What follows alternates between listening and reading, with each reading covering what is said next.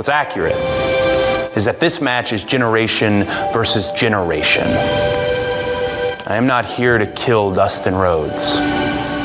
I'm here to kill the Attitude Era. My entire lot, my whole class of peers has been compared to these gilded late 90s through the early 2000s for over a decade, and it's an utter sham. Sure, you paved the roads for us, but gosh, you set the speed markers at 35 because you are terrified of any of us putting our foot down on the pedal. You mean to tell me some pissant bodybuilder making every match a no DQ, meandering around the crowd, throwing the jib cam at his opponent compares with a Kenny Okada match? Or some bra and panties spectacular can match up with what the women did last September 1st? Or even Dwayne, as electric as it was, rhyming and raising, was it really better than what Punk said sitting on that stage? Hey, this is the ring assassin Alex Arsenal, and you're listening to Tiger Driver Radio, the king of podcasts.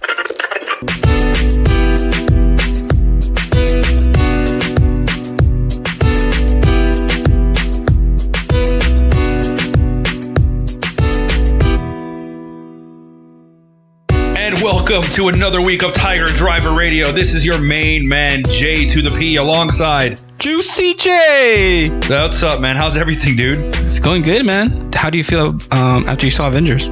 Oh, God. Heartbreaking. For me, it's between watching the Avengers and being heartbroken off the ending. And if you know, and if you haven't seen it and you're listening to this podcast, shame on you. I don't give a fuck. Spoilers are included, and I'm not going to stop. Yes, Tony Stark fucking died. So if you didn't know that, shame on you. But yeah, he died. I was heartbroken.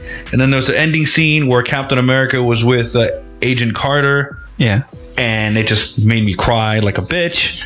And it was emotional. And then Sunday for Game of Thrones, because I also like Game of Thrones. Yeah. That Sunday with Game of Thrones, with that whole crazy battle. It's an emotional week. It was a very emotionally draining week. In fact, I even called Monday off. I called out of work Monday.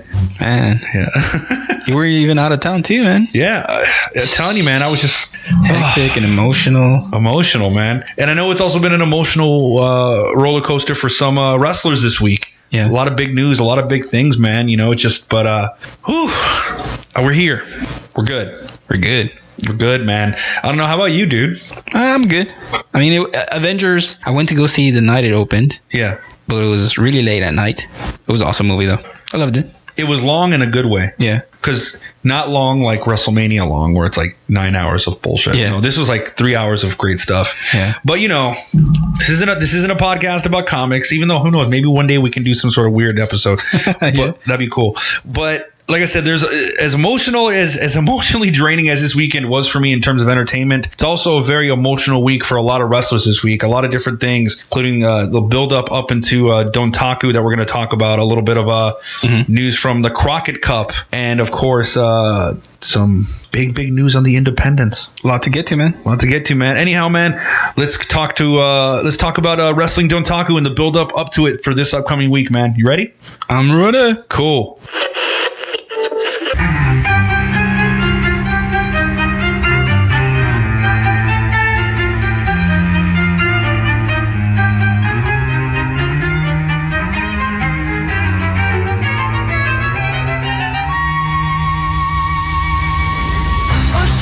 So, man, hit me, man. What do we got this week for New Japan Pro Wrestling? There was a lot of nights of Dontaku. The first night was on April 24th. Yeah. And it started off with, of course, as always, it starts with the Young Lions. Young Lions. And Umino, man. Umino. It keeps coming up and coming up. And we've been talking about this guy before. He's a man. What do you think about this guy? He's getting bulkier. Like I said it before, the guy's putting on a lot of muscle size. Yeah. I noticed because he was scrawny a year ago, and now he's getting kind of buff. You know, he's definitely increasing his calorie intake. Yeah. You know, he's probably doing Lonja Libre Fitness. That's what he's doing. I'm pretty sure Anthony is going over there flying and training Shota Umino. But honestly, the fact is the kid's getting good, man. I think he's any minute now he should be ready for excursion, right? Yeah, I think it should be time. I mean, it's at this point, like it's inevitable. It's like, okay, we definitely need to see this guy go on excursion, and I'm excited to see what he has, has in store, man. And have they ever pulled something off that they don't send them out on excursion and they just leave them because they're that good?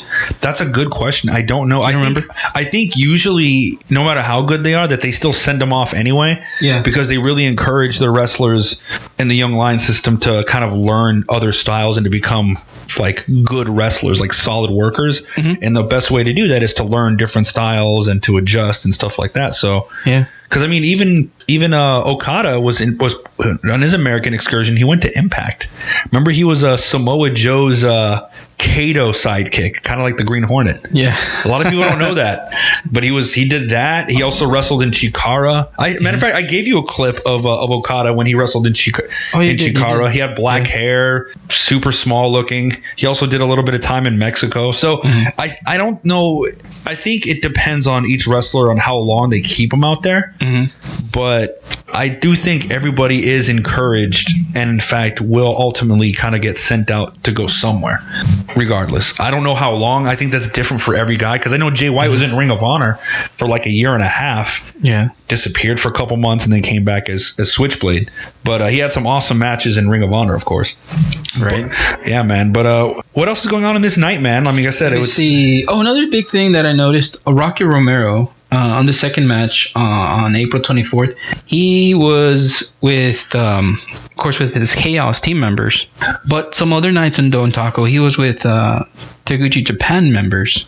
And I'm assuming because it's Rocky Romero, because he's kind of on the corporate side of also New Japan, that he could tag with other people. But I just thought it was a little surprising, but good though, because Rocky Romero, you could see how good he still is. Everybody forgets that. Yeah, absolutely. I've always said that Rocky Romero is like the Swiss Army knife of New Japan. The guy can do commentary, he can do backstage stuff, he can wrestle, he's a manager, he is kind of like a liaison for all the foreigners that come to work for New Japan Pro Wrestling. Yeah.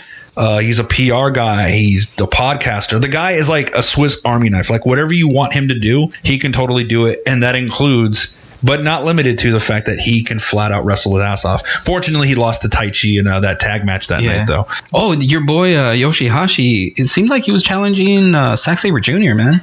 Good luck with that. That's all I got to say. Good fucking luck with that, dude. I don't even need to elaborate on that. Good luck with that. It's not gonna go good for that guy. No, dude. You're gonna get your shoulder. That fucking terrible shoulder that Yoshihashi has is gonna get separated. Like Zack Sabre Jr. is gonna rip that arm out, dude. It's bad idea. Yeah, I don't know if they're gonna build on that, but I don't like it. See what happens with I feel like it's. I feel like call me bold, but I feel like this year's on the road onto Dontaku has been a little underwhelming. Yeah. And I don't know if it's because things were so epic come Wrestle Kingdom and leading up to that, and then Madison Square Garden happened, that it's a really hard thing to follow. So I feel like everything's kind of just like a building process into something bigger for later on in the year. Yeah. But Yoshihashi versus Zack Sabre Jr., no.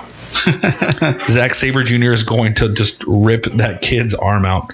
Speaking about beating people to a pulp, man, Suzuki was doing the same thing with Liger this night on April 24th. It seems like this whole tour, they're just concentrating on going back and forth. And thing is, have they announced that they're going to be wrestling at Dontaku against each other, or maybe later on in the year? They haven't really. I think they just keep hinting at. They just keep building on the of the hate they're trying to get for Suzuki. Yeah, because Suzuki would like beat his ass, then Liger will come back and like, I remember one night like Suzuki was like taunting him, and then eventually Liger took him down. Like actually took him down. Yeah. With the double leg takedown and started like shooting on him. And then Suzuki countered and, using his MMA background. It's like, I don't know. They're building it up. And I would personally much rather see this match not happen at Dontaku, but maybe later on in the year as kind of like a milestone for Liger. Because like I said, I mean, it's all a countdown now at this point. It's all a countdown to January. And Liger, Liger's time is limited. So I just hope that they utilize his time and do it the right way, because I don't think having a match immediately at Dontaku would be smart. I mean, I'm not going to say no to it. I just think they could probably build it. more. Keep building. And one of the nights, Suzuki had his MMA gloves. Oh, he brought them. I saw that. Yeah, so you think it maybe could be a shoot fight they do? Yeah, that'd be cool. I mean, like I said, if anybody doesn't realize or doesn't know or forgets, and I don't think anyone really should at this point, Minoru Suzuki was a decorated MMA fighter from the 90s. He is the original King of Pancrase. Yeah, one of the few men early on in Ken Shamrock's career to make Ken Shamrock tap out to a leg lock, no less. Yeah. And Minoru Suzuki is a bona fide badass. I mean, he is proven. He is a savage. You know, he's held titles in all major promotions all over Japan. So it'd be really interesting to see. And if anybody actually caught Bloodsport this past WrestleMania weekend and he had his match against Josh Barnett, I mean, the guy can go. The guy is amazing. He's a legend for a reason, and I really hope that if they do have a match between him and Liger, it would be really fucking entertaining to do a shoot fight. Because Liger has done that before. It's been a long time, and he lost. But it would be interesting to see them do that again and to see how Liger would fare now as compared to like how he fared back in 2002 when he did it. Yeah, man. And speaking of fights, on this next one, it was Suzuki-gun, or in the same match, Kanemaru. Yeah. And Kanemaru in this tour seems one of the stronger from Suzuki-gun. I'm noticing that he's been stepping up a lot lately. Like, he's definitely been a hell of a lot more aggressive. Yeah. Definitely, like, attacking with more purpose. Have you noticed that physique-wise, he seems to be in better shape lately? Yeah. Like, he seems to be getting shredded. And I don't know, like, in the past, Kanemaru just kind of seemed like, okay, he's a heel. He's there. It's there. I feel like he's starting to kind of carve out his place. Yeah, he's trying to get out of that Yoshihashi level. Yeah, like you're just there. You know, like you're just stagnant. You're there, and I've seen it. I mean, Kanemaru has been turning up the heat. His physique looks amazing. He's probably getting ready for the best of the Super Juniors come this month in May. Yeah. So I don't know, man. I feel like maybe he's starting to finally kind of break out of that quiet. You know, like it's like I said, there's been nothing really spectacular about Kanemaru other than the fact that he's had like two tag team reigns with El Desperado, and it seems like he's trying to like break out on his own as an individual performer, which hey, that's great. I mean, he's aggressive as all hell, and I'm glad to see that he seems to like want to push himself that way. Hopefully he does great in the Super Juniors. Hopefully. Yeah, somebody else I hope that he's going to do great is Sonata. He had this night on April 24th, the last match was Shingo and Sonata versus Sho and Okada. And yeah, man, Sonata beat Sho with the skull end. And Shingo was actually, you mentioned this earlier, you said that Umino was getting bulking up, and actually Shingo seems like he's trimming down. Yeah. Like I've noticed that like Shingo is kind of trimming down. Maybe it's after everyone kept telling him, "Hey, you're too big to be a junior." You know, he's like, "Okay, let me make sure that I'm properly a junior." Yeah. Because I feel like he's right there. Like he's right at that 100K mark. Like he could easily put on a pound tomorrow, and he's considered a heavyweight. Like he's right. Yeah. Personally, I think he's already over. But if he's not, then he has to be like right there, like just barely there. So he's probably trimming down because of the smaller. The Super Juniors. But then that could allow him to, move faster as well. And then I know for the next night it was April 26th. It seems like Minoru Suzuki, if we saw that night that Suzuki, got hit the Got style pile driver against Hanare. And on this night, I mean, he wasn't facing against Liger, but he was still talking a lot of trash. I think all of the anger he had on Liger, he put that on Yoshihashi because he went for that guy like crazy. Like he took him to the outside of the ring. He took him to the chairs. Some lady didn't want to move, and he was like, "Come on, lady, I need to throw Yoshihashi through the chairs." He threw him to the chairs, and then when Yoshihashi was on the ground, he went to get like a scaffolding. Yeah. And then he put him on top of it and then kicked him on his ass. Well, he was facing down and he kicked him on his ass. And Yoshihashi was like, "What the heck happened?" And yeah, but he was going crazy on Yoshihashi, man. Yoshihashi's an easy target. That's it, man. And like I said, I just think they're going to start building up Minoru Suzuki as just being pissed the fuck off, and he wants to fuck Liger up. That's it. Like, and he's like, that's That's all there is to it. Now, the one thing that was really strange for me was to see like all members of Bullet Club in another match on this night. Yeah. Where it was Jado, Chase Owens, Bad Luck Fale, and God against Makabe, Yano, Juice Robinson, Mikey Nichols, and Tomoaki Hanma. I feel like there seems to be kind of like they're building up a Chaos versus Bullet Club rivalry as a whole. Yeah. And of course, Jado fell victim to the King Kong knee drop.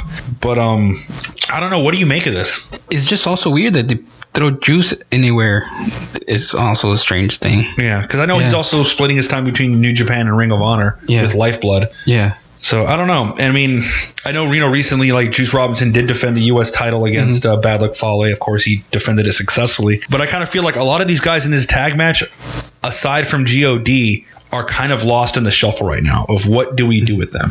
Yeah. Hopefully, personally, I would like to see another 6-man where it's God team up with maybe Bad Luck Fale, or instead of their brother Tonga Loa, maybe even Switchblade challenge for the 6-man tag titles and take them off of Yano, Makabe, and Taguchi. That's what I would like to see. I think it would work. Have Jay White get out of the main event picture for a little while and have him take on an undercard title, like another tag title or something like that, and keep him in the mix, but don't necessarily keep him in the main event title, not until the G1. And then maybe he can become a threat for the G1 and then or after the G1. Yeah. Yeah, it goes. But speaking of threats, Jeff Cobb came back. Yeah, which was great. It was great to see him back. Him having both titles on his shour. Yeah, it seems like it's going to be Jeff Cobb and Taichi. That match would be good. Absolutely. I know, like, the thing is, like, Jeff Cobb did hit the tour of the islands on Taka Michinoku on this night on Friday. Yeah. But he definitely is kind of trying to impose, intimidate Taichi, and Taichi doesn't seem intimidated at all. Taichi just seems to kind of want to keep trolling Jeff Cobb and piss him off. Yeah. So I mean, I'm really excited. Like I said, Taichi has stepped up a lot in the past year and a half, but Cobb is a beast. So we'll see how he fares, or rather, we'll see how Taichi fares against Jeff Cobb, because Taichi, as even though he's considered a heavyweight, he has gotten his ass kicked by bigger men. He did do good against Ishii though on that this last on the New Japan Cup. Oh, that's brilliant. Yeah. But we'll see how he handles a guy like Jeff Cobb. Yeah. Because Jeff Cobb Ishii is powerful, but Ishii is not the kind of guy to throw you. Jeff Cobb is the kind of guy that will fucking throw you across the ring, because that's he was a power lifter. That's his whole shtick. Ishii is a guy that just is good at giving punishment and taking it. Yeah. So that'll be really interesting where they go from here. And then of course, with the build up for later on, within the tour, Goto did of course get a pinfall on Hikuleo during a tag match that featured also Jay White and Taiji Shimori and with Dragon Lee and Will Ospreay. Yeah. And I have a feeling that Will Ospreay will be reinserted into the IWGP Junior Heavyweight picture for the foreseeable future. That's what I think. Yeah. I wish it wasn't the case. I think you're right. I agree with you, because it seems like he's going to go first through Hikuleo, which is a heavyweight. Yeah. And then from there proceed on to whoever comes up. Yeah. But I don't think Will Ospreay is going to be fighting for any heavyweight titles anytime soon at this point. I think with the junior heavyweight division, with the Sylvester Super Juniors around the corner, I have a feeling Will Ospreay is going to refocus on that. I would love to see him and Dragon Lee go at it. Be fucking phenomenal. Yeah. But we'll have to wait and see. I hope this is not going to be the end of Will Ospreay's heavyweight push, because they kind of teased it for a while. And then I know later on in the night it featured another match that was featured was Kota Ibushi against Tomohiro Ishii, and Kazuchika Okada against Sanada, the King of Darkness, Evil, and Tetsuya Naito. And of course, Evil did of course get the pinfall against Tomohiro Ishii, and they seem to be building up a rivalry between those two. I'm excited about that, because like I said, both of those guys are just two solid guys who are heavy hitters. Everything is evil. Everything is evil. Subete wo. Absolutely, man. Like I'm really excited, and unfortunately, it's not for a title, but the fact that these guys seem to be going back and forth in tag matches, getting pinfall on each other's, and getting like different pinfalls on each other, getting in each other's face. I'm excited to see where this rivalry is going to take. And if only if it was for a title, but unfortunately, it's not. And then of course, later on in the night was for the main event was Sho and Yo defending their IWGP Junior Tag Team Championships against Shingo Takagi and Bushi. And then, of course, it was a solid 25-minute match. It seems to be like this team seems to be going back and forth with Roppongi 3K. Of course, Yo did, in fact, get the pinfall on Bushi with the Dragon Suplex hold. But the thing that I'm wondering about is I know the Super Juniors is definitely on underway. It's coming. But I kind of feel like the junior tag division is lacking now.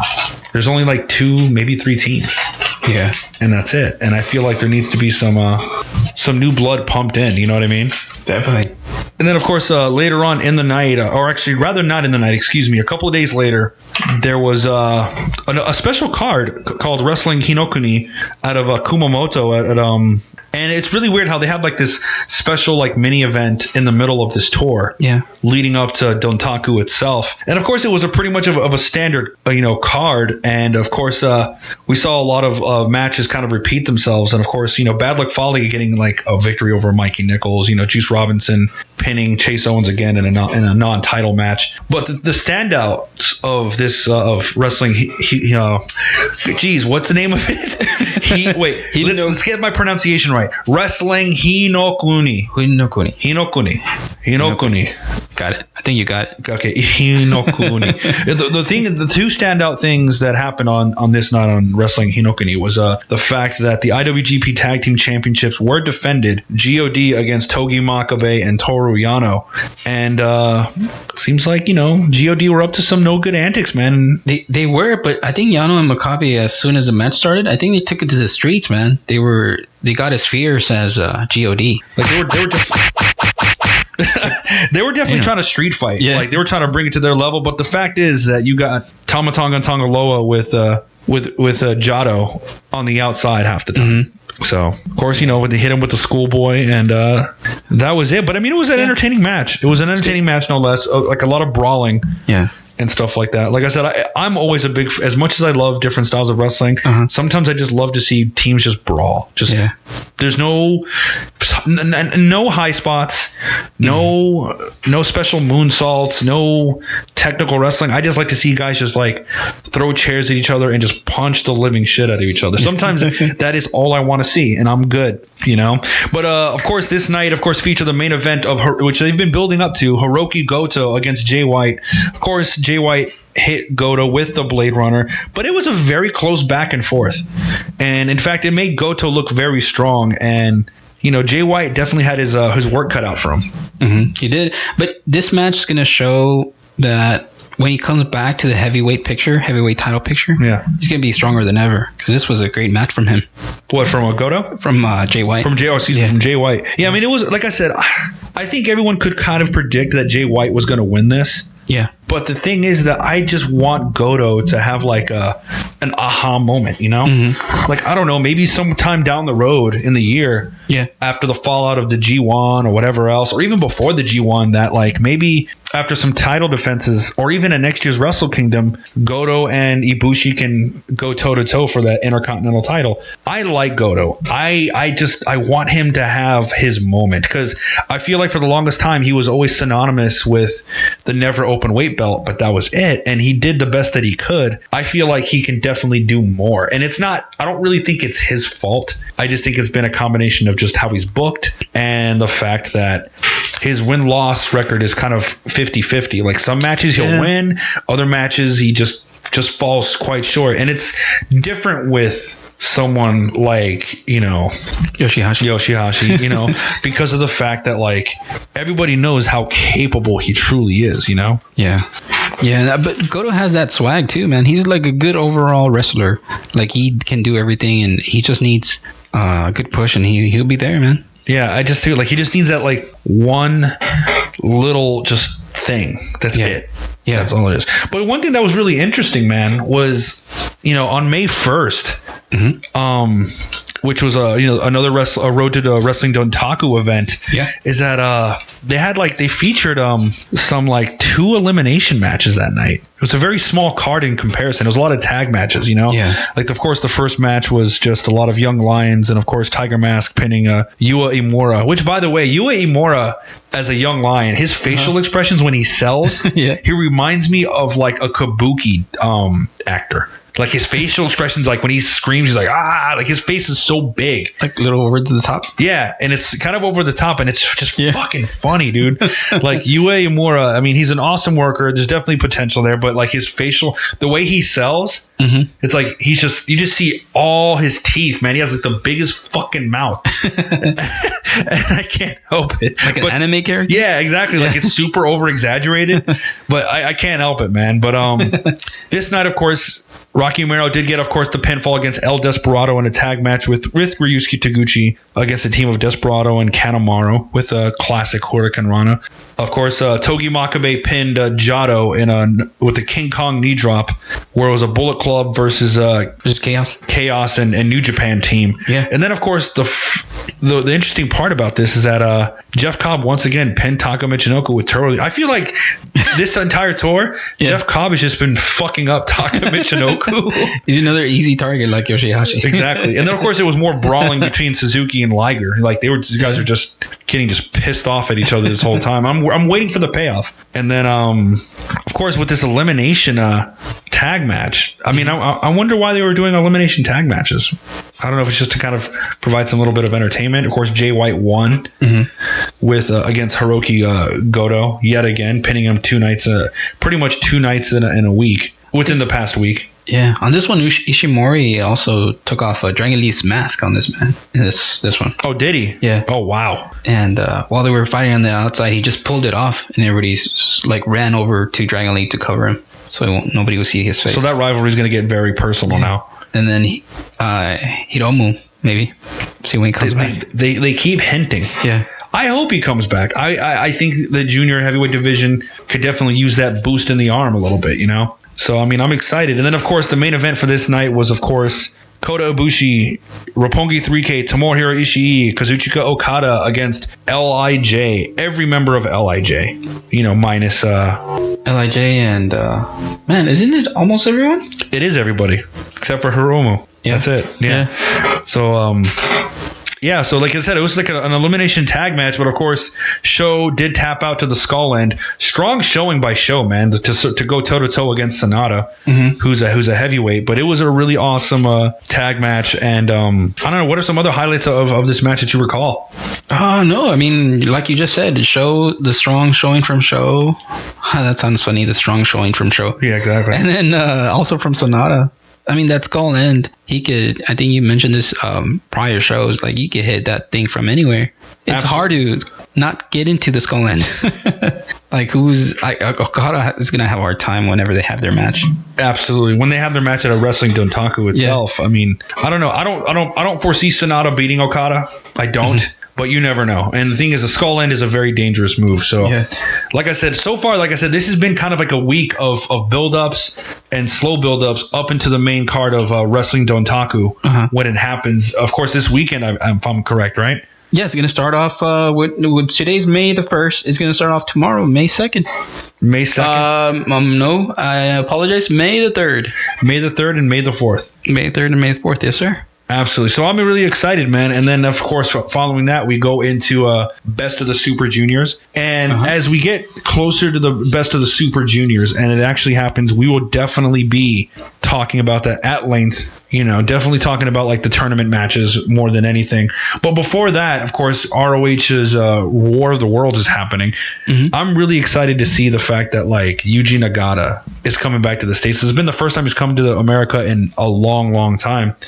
I know Marty Scurll has called him out saying he wants to face him when he comes over to America. I know Satoshi Kojima is another guy as well. GOD is coming back out in order to defend their tag titles against the Briscoes, which is the match that I wanted to see at Madison Square Garden ultimately. So we'll see how that pans out, and who knows, maybe you'll see the free agents of Enzo and Kaz XL come out and cause some chaos, cause some ruckus. Havoc. That's weird with those guys because I hear people say no, they're not going to do it, and then yes, and at this point I feel like it's all just a ruse.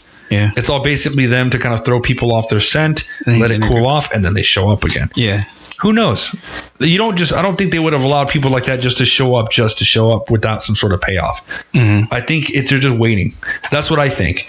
I think they're waiting for their time to definitely make an impact. And then from there, we'll see how things go. Here we are, guys. Here we are, guys, and we're going to fuck this up. And I know that's going to piss off. And we talked about this before. Yeah. It'll piss off a lot of people. But I could definitely see those guys being heel tag team champions in Ring of Honor. Mm-hmm. And what a way to piss off GOD by taking the titles off those guys. It'd be really interesting.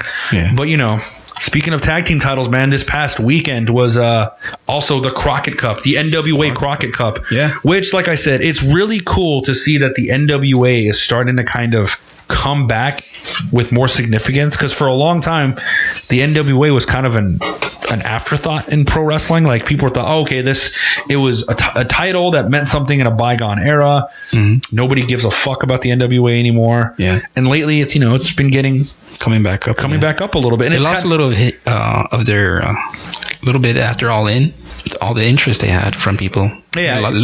Lost a little bit of that, but they definitely needed this. They still have a lot more interest now, though, than they had for the past 10 years. That's for damn sure. Yeah.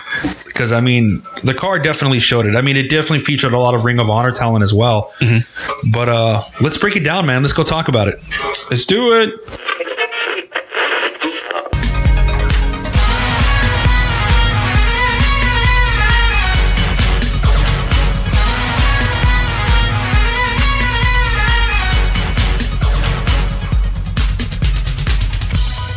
Yeah, so like I said before, man, with the NWA, like I said, for the longest time, they kind of lost their prominence as a standard in professional wrestling. Mm-hmm. I still think the NWA has a lot to build up with. They need to build up their own talent. It seems like right now they're still utilizing other people's outside talent in order to bring attention to NWA, and you can't blame them.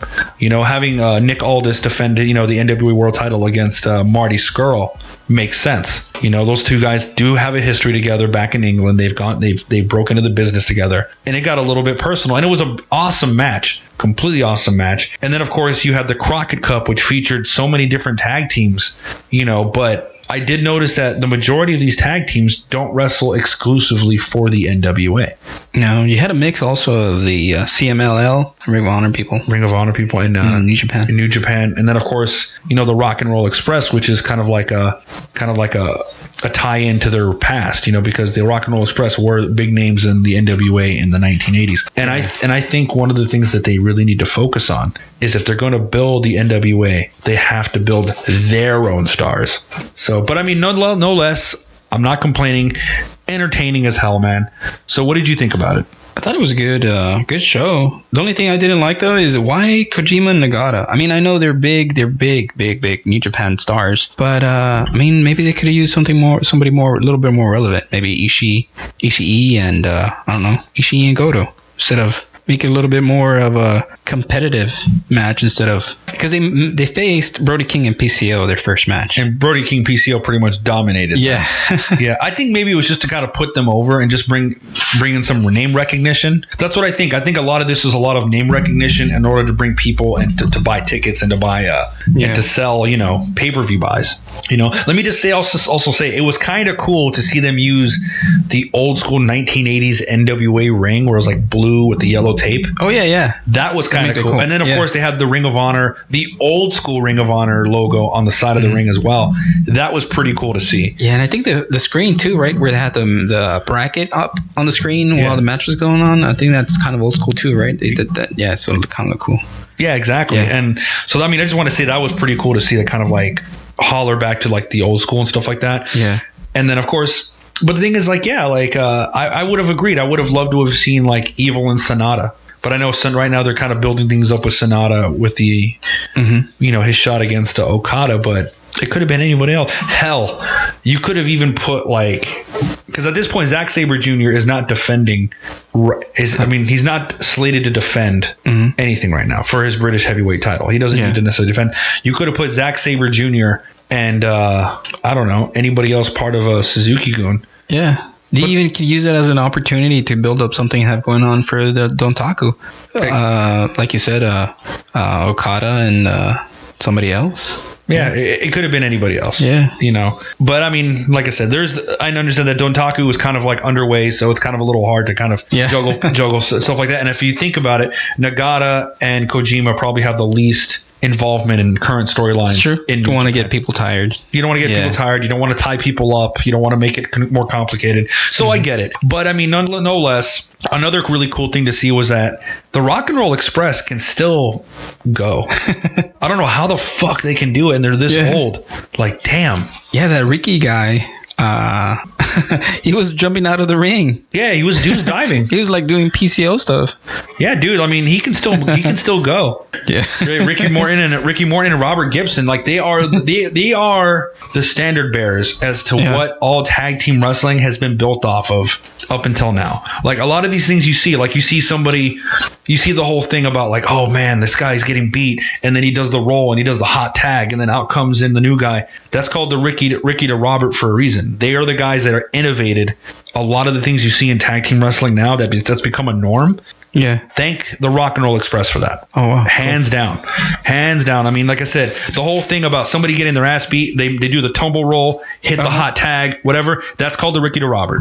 That is a classic move. That is why every time you see, if you ever watch New Japan with on English commentary, Don Callis always calls it that. He's like, oh, he just hit the Ricky to Robert. Like it is, and same thing with his co-host as well. They always say that for a reason. Because like I said, those guys innovated tag team wrestling. Like, yeah, everybody remembers the Rockers, you know, Shawn Michaels and Marty Jannetty. Yeah. But where do you think they got it from?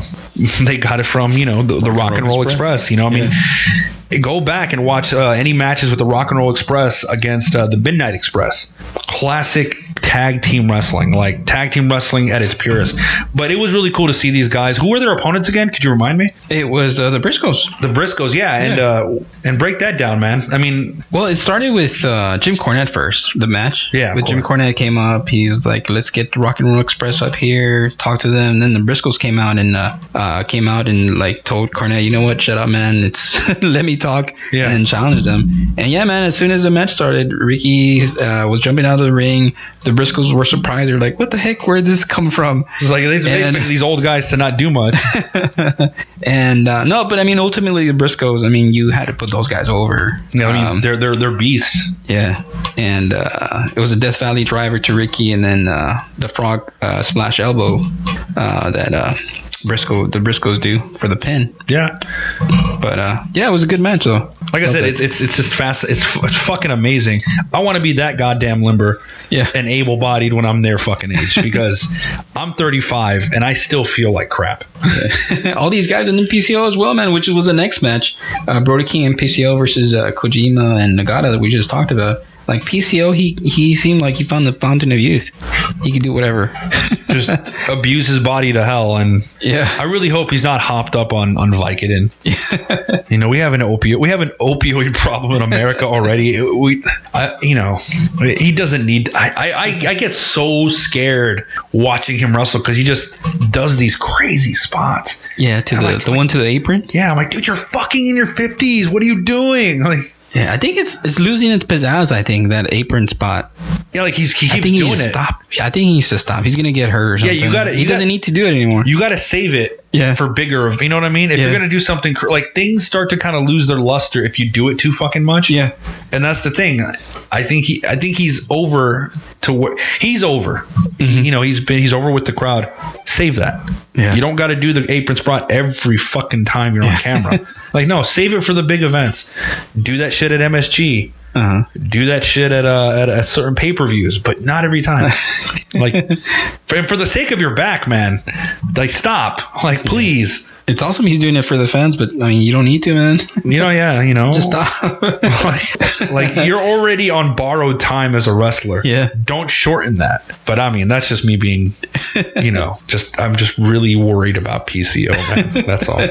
I know he can do it. Doesn't mean just because you can do something doesn't mean you should. And I realize that more often as I get older. I don't know. Who the fuck am I, man? I remember I used to jump downstairs, and now I can't. Yeah, I remember those times. Jumping from roofs to flaming tables. Yeah, it's good times. Exactly, man. Yeah, man. And then, so then they, of course, PCO and Brody King go over. Yeah. Beat them, and then that sets it up for the next match. the next match. But before we get into the the semifinals, we got the women's match of Allison Kay and Santana Garrett. Which both of them are extremely fucking talented, women's wrestlers. The thing that was unfortunate is that I know they said that Jazz was injured, which is weird because we did see her perform at Heavy Metal Wrestling not too long ago. But of course, she probably may have been wrestling, on a limited moveset, because I did notice Jazz did not really get into the ring as often as her counterparts in Perfect Weapon at Heavy Metal Wrestling. Like, she wrestled, but the guys were in there more. Yeah, she seemed a little limber. She seemed okay, but not as you don't really before. Yeah, you don't really know what kind of pain. Hopefully, if she's injured, she has a swift recovery. It'll be interesting if she gets reinserted back into the women's picture to challenge that belt. But we ended up with a new women's champion for the NWA. Yeah, new women's champion, Allison Kay won, man. Allison Kay. So we'll see how this goes. It'll be really interesting, man. And then definitely now, after this match, we had the semifinals. So the first one was Flip Gordon Bandido versus Isaacs and Latimer, which they were the kind of like the Cinderella story of this tournament, that they keep winning for some reason. Yeah, like the way down from the wild card, which is weird. Yeah, like they won a little wild card battle royal to get a spot in the tournament. Yeah, I thought it was weird they're pushing these guys in. I mean, like I said, I think the reason why I don't think it's that weird, I think because at the end of the day they have to build their own stars.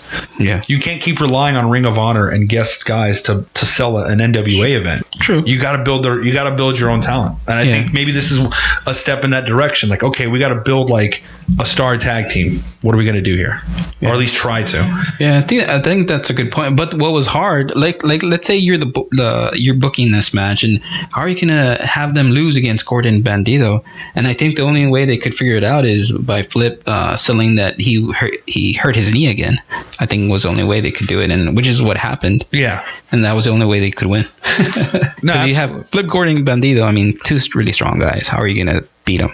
Yeah, exactly. Like, they're two guys that are just phenomenal. So you had to basically play off of the injury angle. Yeah, absolutely. Unless it was a shoot, I don't know. I don't know. Hopefully it's not a shoot. Hopefully Flip Gordon's okay. Yeah. The next match you had Briscoes versus Villain Enterprises, and this one was again a barn burner. Pretty much beat each other's ass all the time. Like, it's every time you get those four guys in the ring, it's just violent. Like, it's extremely violent. Whatever else. I know PCO and Brody King did go forward. Mm-hmm. They did. And it was the only reason was because they got DQ'd. Yeah, what was that about? The Briscoes took in, got some chairs. Yeah, as they always do, which I love from them. They went in the ring, and PCO and Brody King also got some chairs. And they were in the middle of the ring they were about to hit themselves. The ref kind of stopped them, and then they got a little distracted. And the ref got a little distracted, and then one of the Briscoes hit him with one of the chairs. Yeah. And then that's when they got DQ'd. That's the thing in the NWA is that the NWA is super strict on rules. So if you do some underhanded tactics and you get caught, you do get in trouble. So that, of course, worked to the advantage of Villain Enterprises. Of course, the Briscoe brothers weren't too happy about that. Yeah. They went online and cursed up a storm about, how dare you, disqualify us, and why would you do that? But hey, rules are rules, and the NWA is big on those. Yeah. And that, of course, led to the finals for the tag team tournament, which of course was Villain Enterprises versus Isaacs and Lattimore. It was definitely like I said, I completely agree with you. It was definitely like an underdog story. Like, they were just so close and kept fighting these like big guys. Yeah, everyone was mad at those guys. They kept winning at Isaacs and Lattimore. Everybody was upset. They kept booing the guys. Definitely came up as heels. I mean, you have Brody King and PCO, so everyone loves those guys. Yeah, even though they're supposed to be heels, they're not heels. Yeah. The other match you had Colt Cabana and Willie Mack. Well, before we jump ahead of that, let me just say, man, of course, Villain Enterprise won the Crockett Cup. Yep. They won that tournament. And those titles, man, are pretty as fuck tag belts. With the eagle that kind of comes out. Yeah. Those are cool tag team belts. Like, to me, when I think of championship belts, that's what I think of. Something like that. Like gold, something that's a little, it just kind of catches your eye, and they have like the falcon or the eagle kind of coming out a little bit outside of the belt. I thought those were cool looking belts. Very pretty looking belts. Yeah, I think that's why the best titles I prefer are the Intercontinental. I think I told you this before because they're white and shiny, and I don't know. Like from New Japan or WWE or whatever, the Intercontinental seem pretty cool. You know, I mean, like I said, I like classic looking belts. I don't like this like synthetic, fake as shit looking stuff. Yeah. You know, which is why I was always a fan of the old school NWA belt. I was always a fan of the big gold in, you know, WCW back in the day. Ring of Honor title's pretty cool. Yeah. The big Ring of Honor. I like the newer one. Yeah. Than the older one for sure. It just seemed a lot more prestigious. But those tag team belts are fucking really pretty. So good job. Whoever designed those, good fucking job. Yeah. And then, of course, we had the main event, which was Nick Aldis against Marty Scurll. Bloody as hell. Mm-hmm. Well, before you go into that, the Colt Cabana and Willie Mack. Oh, right. I'm getting ahead of myself. So, I mean, Colt Cabana finally... yeah, and you're gonna love this because he won with a Superman pin. That's the thing. I think it's so cool that he's actually pinning people with such an unspectacular move. Yeah. It's not some powerbomb move. It's not some crazy submission or some crazy top rope like, you know, suicide dive or some crazy power move where it's just like, you know, like the Stormbreaker or, you know, or Brody King's like, you know, pile driver or anything like that. Like it's nothing. It's such a throwaway move in other people's eyes, and he keeps beating people with it with the Superman pin. Yeah. Which is fucking brilliant. Yeah. You know, Willie Mack did a good job defending that title. He had it for a good long time. Yeah, he did. And then after Colt Cabana won, James Storm came out to challenge Colt. Oh, wow. That's going to be really cool to see. Yeah. To see James Storm, you know, who has also had a lot of history in Impact. Mm-hmm. Had a brief run in NXT. But I think James Storm is an awesome talent. And I think, you know, that'll be a really cool rivalry to see him versus Colt Cabana. Yeah. Probably see James Storm in Ring of Honor for that matter to build that up as well. Yeah. You know, and then now, finally, the main event. Scurll versus Aldis. You know, bloody match. Bloody as hell. Which I was going to ask you, do you think that was necessary? I didn't like him getting bleeding color. I don't know. In terms of the story, no, because I don't think like I know that they were kind of getting a little personal a little bit leading up to the match, but I felt like it was a little unnecessary. Yeah. You know, it just could have been a solid wrestling match and I would have been completely happy with it. Yeah. You know, but I mean, it definitely built up, you know, once again, Marty Scurll as a threat, but you know, of course, he did come up short, but I think what they were trying to do was kind of trying to do the same thing that what happened with Cody when he challenged last year at All In, was trying to get that sympathy. Yeah.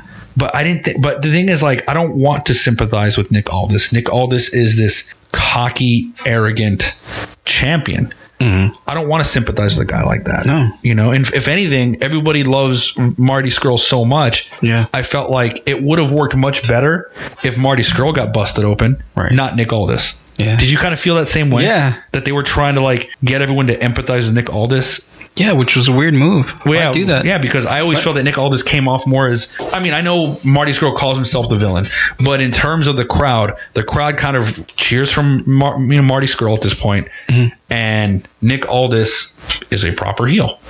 Crowd doesn't want him to be champion. I don't know what they were thinking with that. Yeah, maybe they just wanted to surprise him, but having Scurll get busted open, like you just said, I mean, would have been an easy, like, low-hanging fruit, you know what I mean? Like, it would have been low-hanging fruit, but it would have made a lot more sense than to have Nick Aldis get busted open. Yeah.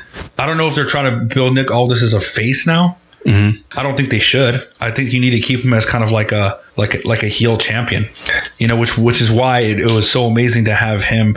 The way he was built up was that when him versus Cody last year, Cody was in a lot of ways the underdog, you know, and a lot of people were like, oh, well, Nick Aldis, you know, like who's this fucking, you know, it's this big fucking like muscular, arrogant asshole, you know, who was Magnus back in TNA.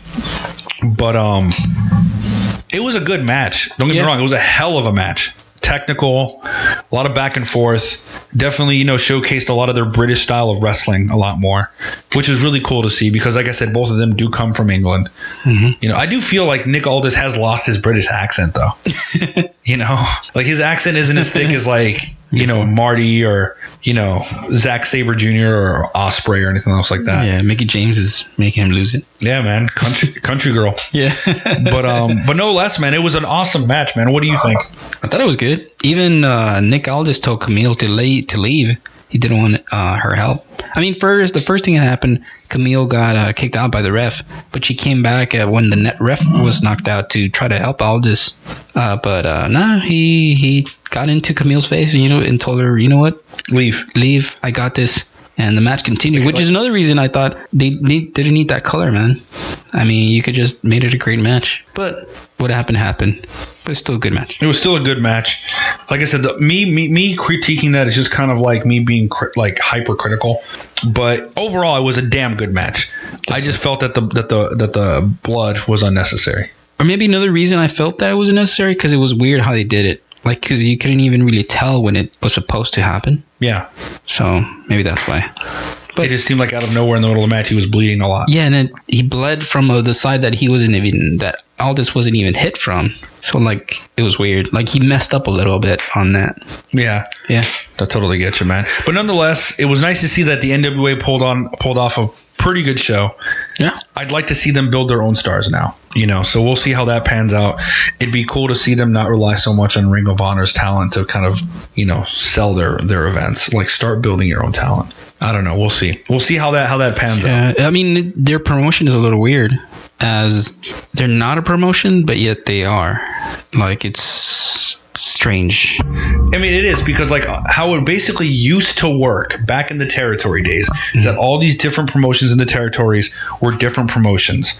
And the NWA was the association of all of these promotions together. And there was one champion that would travel to all these territories as the champion, that being, Terry Funk or Ric Flair or Harley Race, and go and defend in these different territories. And of course, build up this territory and then leave. And it's not quite like that anyway. It is to an extent because you have a lot of different indies that are thriving now, but it just seems to be kind of exclusive to New Japan and Ring of Honor and CMLL talent, where for a while, after a certain point, the NWA, as the territory days started to kind of die out, the NWA was synonymous with a certain pool of talent. You had Ric Flair, you had Tully Blanchard, you had Dusty Rhodes, and of course the Rock and Roll Express, and Nikita Koloff, and then eventually that turned into WCW, and then the NWA became a completely separate body. But I just would like to see the NWA become, I don't know, a bit more organized. Because I know Billy Corgan's trying to, bring a lot more attention to NWA. The thing is, anytime NWA has, events going on, I am interested, but I want to see what stars are you going to produce. So I don't know. We'll see how it goes on, but I kind of feel like the novelty of NWA events can wear off without some sort of consistency of events. And I don't want to just see sporadic events happen. Yeah, promote more guys, more events, bigger events. Because I see them too sometimes in Championship Wrestling of Hollywood sometimes. Which is an NWA promotion. Yeah, so, but still, I mean, you need to, like you just said, make them bigger. Make them bigger, a national TV deal, because National Wrestling out of Hollywood is based out of the West Coast. Yeah. And it is just a regional promotion, even though it's easy as hell. You can go on the Fight Network, the Fight app, and of course watch Championship Wrestling from Hollywood. But how many people actually know that? Probably not a lot. They got to do better at promoting. They got to do better at building their own stars instead of relying on outside talent just to come in for these events. Yeah. I mean, I'll still watch. I'll still support. I'll always support wrestling. But I think Billy Corgan needs to kind of come up with an idea to really, truly organize the NWA into a stronger entity while you still have a lot of eyes that are fresh and still somewhat interested. Yeah. But on that note, man, speaking of interest and fresh eyes and different kinds of news, we got a little bit of stuff to get into, man. But before we get into indie news, I just want to say last week we had part 1 of our interview with up-and-comer wrestler Alex Arsenal from Texas Wrestling Entertainment. I've gotten a lot of good feedback from this interview. How it was super insightful. It was really cool to see somebody who's super passionate. And the good news is that we have part 2 of that interview this week with Alex Arsenal from Texas Wrestling Entertainment. And like I said, we kind of still go off and talk about more about his perspective on how the business has changed, how other veterans view how the business has changed.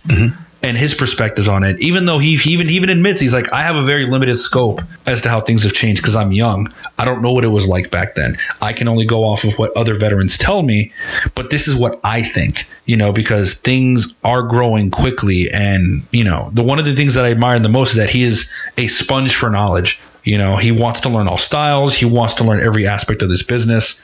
And he's super glad to learn as much as he possibly can. Even to the point where he even said that we didn't even know this until the end of the interview, that this is, this was his first podcast, which is amazing. Yeah. It's an honor for us. That's a complete honor for us.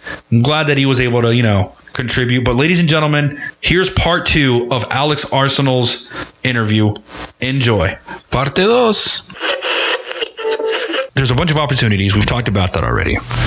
Why do you think that is? Why is there a bunch of opportunities? Why there's a bunch of opportunities now? Because if you think about it, 5, 6, 7, hell, even 10 years ago, the industry was not like this. Yeah. It was pretty much the WWE. Yep. Ring of Honor, which at the time was still was a lot smaller, but a lot of people call it that, like, the golden age of Ring of Honor. Okay. Yeah. Or you go to Mexico or Japan, if you're able to do it, and that was it. And the indies were super tiny. Oh, yeah. I mean, again, coming from a guy, 1 year in the business, I can only give you, my guess as to why. I'm sure there's people who have much better idea as to why that is, but I think wrestling has adapted pretty well to the social media era, in the post-kayfabe era, as you said. Yeah. I think actually something I've noticed, and maybe it's just people are nicer to me about it because I'm a wrestler now. Yeah. But as a fan, 10 years ago, it was awfully hard to bring new fans in and get them interested. Yeah. And it's a lot easier now. And so I think both of those things that we're talking about right now have a similar explanation. And I think it's just in this era where you can get so much more invested in somebody's full life and everything that's going on. And you can learn so much more about it. And it's presented in a lot of ways more as a show. Now I think people are able to let their guard down and get into it a little more. I think that was a big part of it from the late 90s, maybe. And this is just me from a fan back then trying to guess. From the late 90s to just a few years ago, people felt insulted by it and defensive about it. And like, I know what that is. I'm not watching that. Yeah. But now, if you feel that way still, I think you feel kind of silly now. People feel silly when they feel that way about wrestling, because now they go, okay, so no one's trying to trick me. It's a great show. It's really fun. It's something crazy, violent, or funny, or weird is going to happen tonight, and nothing else like this exists in the world. So this is really cool. So people are just able to get into it more, and so there's a larger fan base. And then the fact that they're getting into it and they're exposed to it online all over the place. There's so much free or very cheap wrestling to watch now, which gets you into it and it makes you more likely to pay for wrestling. Absolutely. So there's just it's growing rather than shrinking, and I think it's just unlike a lot of other industries. It's adapted really well to the streaming era, social media era, all that stuff. Absolutely. Because, I mean, back then it was tape trading. Yeah. It was VHS tape trading. I mean, back then if you watch somebody on WCW Worldwide and you're like, well, who's that guy, that masked guy? And then you go on PWI, Pro Wrestling Illustrated, you'll have to order the that's from like my era, like where you have to go in the back of the magazine and be like, oh, Rey Mysterio versus this guy? I don't know who this is, but I saw Rey Mysterio, so I'll order this VHS, and come to find out, you realize that Chris Jericho had a career in Japan years before the fact. Yeah, so imagine trying to get a new fan to do that if he barely watches wrestling. It's almost impossible. Yeah. But now I take someone who's never heard of wrestling or has heard of it and hates it, and I sit them down in front of YouTube and I show them something. And if I can get them for a few minutes, depending on what clip I pull up or wherever, they can start to get interested or entertained by it in some way. Yeah. It's much easier to do that. I mean, that's what happened. The other day I was watching a takeover last year, and my dad's like, oh geez, like he's to this day he's still like, you still watch wrestling as a grown man? I'm like, yes I do. And he's like, all right, fine. I mean, at least you pay your bills, but what's funny is that in the middle of him trash talking it. Yeah. He was also like, I remember Gargano and Ciampa were on, Oh yeah, that's a good one for him to watch. and then he just was like, wait, whoa, what's this? I'm like, it's wrestling, and then he just sat down, and he ended up sticking on the couch for 25 minutes of the match, and he's like, that was badass, and I'm like, you see, wrestling can be fun. Yes, There's something for everybody. Exactly. So much story to it, but then the moves were entertaining and captivating as well. So yeah, I had the exact same thing with a friend who got into that exact same feud, saw them wrestling, and was like, wow, this is really interesting. Because otherwise, the only other example I have from back in the day, my dad was the exact same way with me. Like, wow, okay, you're still watching this. You're in high school now. Okay. You're in college now. You're still watching this. That's so stupid, blah, blah. Well, I was home from college one summer, and I was watching, it was around the time of, there was a thing going on with the Big Show where he was going to get fired, but he needed a contract, or he wanted a contract or something. Yeah. They had him in the ring crying on his knees or something. I remember that. So you got a 7 foot, that captivates you first. You got a 7 foot tall guy, 500 pounds, on his knees crying in the middle of a wrestling ring. You're going to kind of want to see what's going on with that. But I remember that feud was, or that storyline was taking place over a couple of weeks that he saw it over my shoulders, made fun of it, walked away. Stood there, made fun of it for a little bit longer, then walked away. Then a little bit, and then one night, I think I was staying up late watching the end of the, Raw was about 3 hours for the first time here. He goes to bed, comes back out, sits down, and I'm like, what are you doing? He's like, well, I got to see if he gets the contract or not. See, there you go. Completely serious. You hooked him. And he's like, okay, now he's interested. So I had to force him unintentionally exposed to it for so many weeks until he could be slightly invested in that storyline. But now I think that process has just been expedited. I think it's been shortened because now I can show you the 5 matches with Gargano, right? And you can start to get captivated within 1 hour. You don't have to take that long to get interested in it. So I am nowadays seeing more people who don't like wrestling at all able to get into it much quicker. Yeah, absolutely. Which is funny how that works, because like I said, there's a lot of people that are just like, oh man, wrestling, yeah. I mean, still, like, is Hulk Hogan still around? And I'm like, yeah. But then you show them something, and surprisingly, you might actually hook them into something, But to kind of, we try to stay away a lot from the stereotypical questions, but yeah, absolutely. What are some of your influences to wanting to get into the business in the first place? With as many opinions as you have, and we've been talking for a while, what is captivating is like, okay, I'm going to give a shot at this. Why? People, concepts, either or? What do you mean? Like what made you want to do it? Okay, so my exposure to it goes back to as early as I can remember. I think you can trace it back to my mom and she had 7 brothers. They watched it as kids. Bruno Sammartino, they love that stuff. Absolutely. They all had their own wrestling names. They'd all wrestle in the basement, all this cool stuff. So there was this brief exposure to it from when my mom was young. And then we get around to the boom from the 90s, and I've got 2 older brothers than me, 3 brothers. And of course, we're going to get into, WCW and the WWF and the Monday Night Wars. And I think my mom said, oh, geez, I can't raise them watching wrestling. But she allowed us to. And then after a while, it's like, okay, we all love this. I love this so much. They kind of moved away from it. I stayed with it off and on over the years and just loved it a lot. Never thought I was going to do it until maybe, I want to say 13, 14, 15 as a teenager, when you first start to actually get those questions. No, really, what are you going to do when you grow up? Yeah. And I realized I like sports and I'm very athletic. I'm just really not that good. I don't think I'm going to do anything with this wrestling or football or these things that I'm doing. And then I also realized I really like theater, and I was in an improv troupe, and I really like that. I don't know if I'm good enough to do that, or if I even want to, but I'm really good. So where's something that combines those 2 things? Performances, improvisation, sports, specifically like wrestling and the parkour and stuff like that. Yeah. I was like, wow, okay, I don't know, but the universe just made this thing for me, maybe. As narcissistic as it sounds, pro wrestling, that has all of those things. And again, just of course, the nostalgia from watching it at such a young age. I mean, as a 4-year-old, I remember NWO forming. As I'm sitting here in front of you guys, 26 years old, the math almost doesn't make sense, but I remember that. I remember Shawn Michaels just barely having 1 foot on the ground and the other foot and not getting eliminated. And I remember that, yeah. Or I remember the week that it happened, if not seeing them live, because I don't know if we got those pay-per-views, but but you saw it. So I have those influences, and I was like, well, okay, it hit me one day, like, I think I could actually do this. Not everyone there is 6'5", 250 anymore. So I think that was the last roadblock. And once that had kind of dissolved, I'm like, okay, I think I could actually do this. And And then and that segues me into who my influences are. It sounds cheesy. I'm not supposed to say it too often because I go to his school, but yeah, I mean, Heartbreak Kid for sure. Absolutely. Big influence. Just the storytelling was so simple as a kid. Just the way he had his matches, the way he sold. I think you could just fully understand who he was and relate to him so much.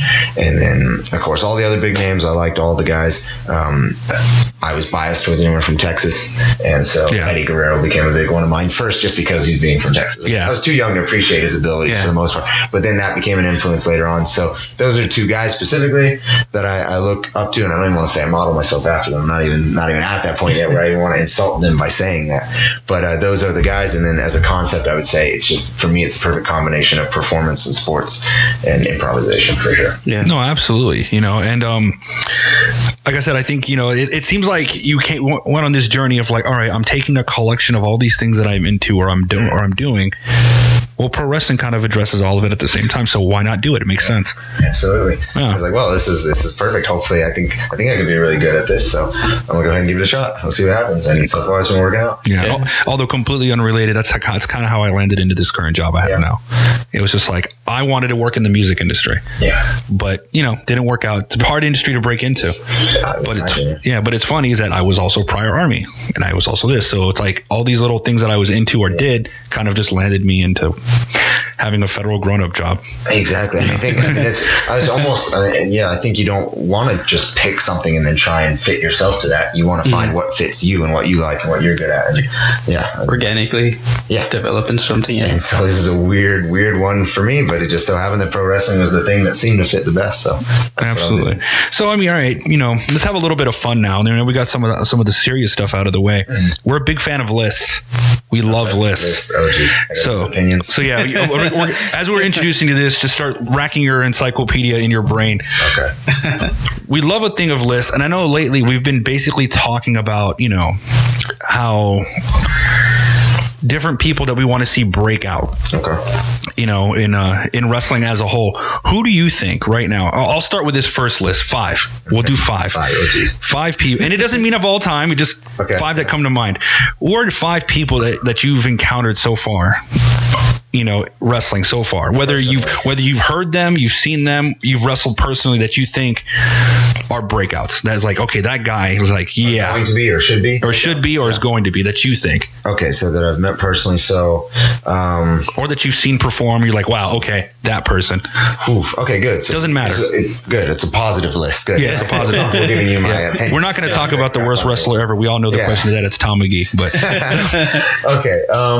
So I would say this is going to sound biased towards guys that go to my school or graduated from the academy that I'm at, but those are the guys I've had the most exposure to. Absolutely. So right off the bat, Moonshine Mantell is a really big one. Yeah. Terrell Tempo. These two guys, if you haven't heard of them, you should look them up for sure.